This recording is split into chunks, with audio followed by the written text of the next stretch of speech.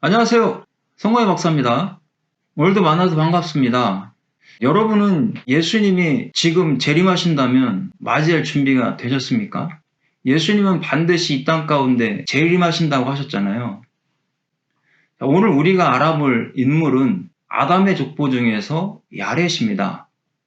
이 야렛은 이 땅 가운데 재림하시는 예수님의 모형을 담고 있습니다.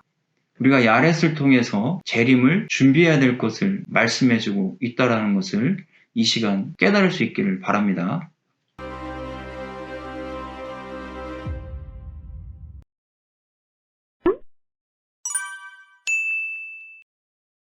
자, 이 야렛의 인물을 통해서 우리가 무엇을 알아야 합니까?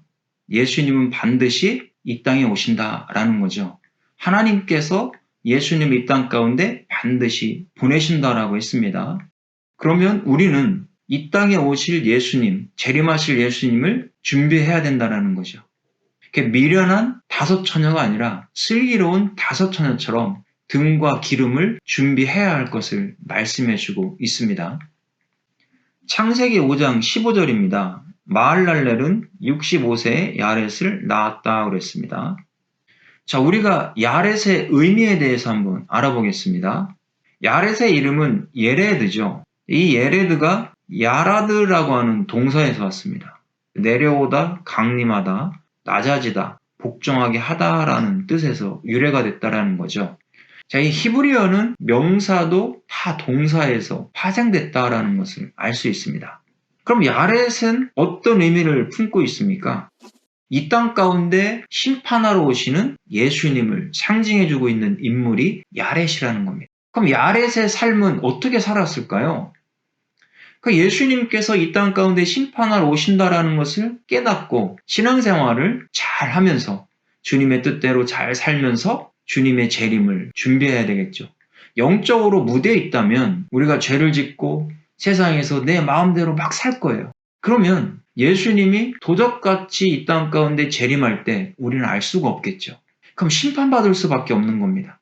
그런데 우리가 영적으로 깨어 있으면 예수님이 언제 오실지 날짜는 알 수 없지만 예수님이 재림하시는 그 날에 우리는 예수님을 맞이할 수가 있게 되는 것이죠.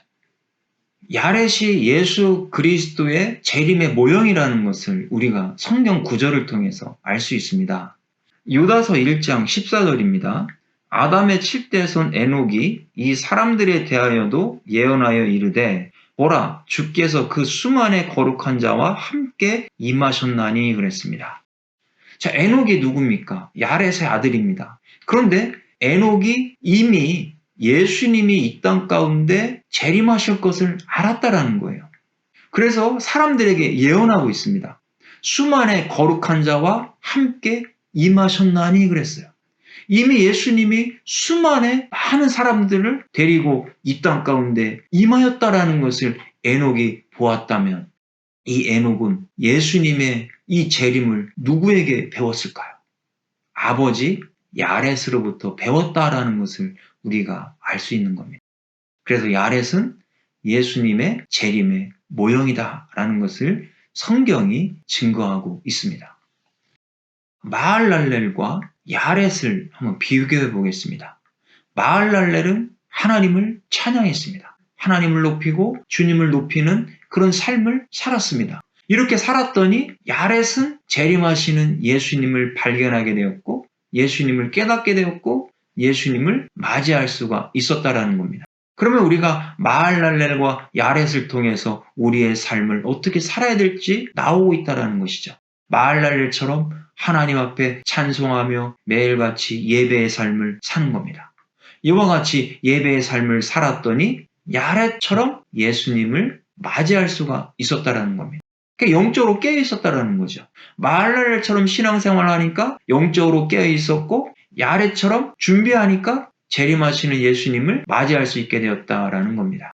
오늘 이 시간 우리는 재림하시는 예수님을 깨닫고 그 예수님을 맞이할 준비를 해야 된다라는 것을 이 말씀을 통해서 깨달을 수 있기를 바랍니다.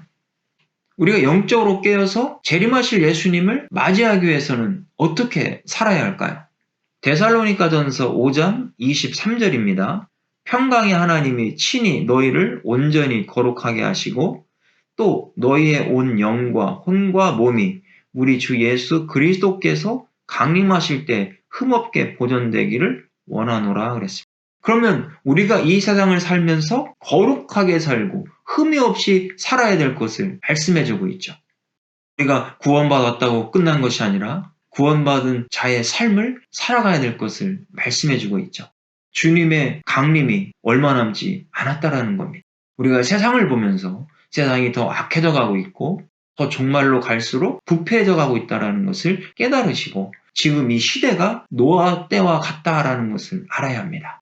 그러니까 노아 때에도 노아가 방주 안에 들어가기까지 사람들은 먹고 마시고 시집가고 장가 드는 데만 정신이 팔렸었다라는 거죠. 그 심판이 와도 몰랐다라는 거예요. 지금도 우리가 영적으로 깨닫지 못하고 있다면 하나님의 그 재림의 심판이 오고 있음에도 우리는 모르고 세상에서 먹고 마시는 정욕적인 삶에만 빠져 살 수 있다라는 겁니다. 이제 야렛을 통해서 영적으로 깨어서 하나님 안에 들어올 수 있기를 바랍니다.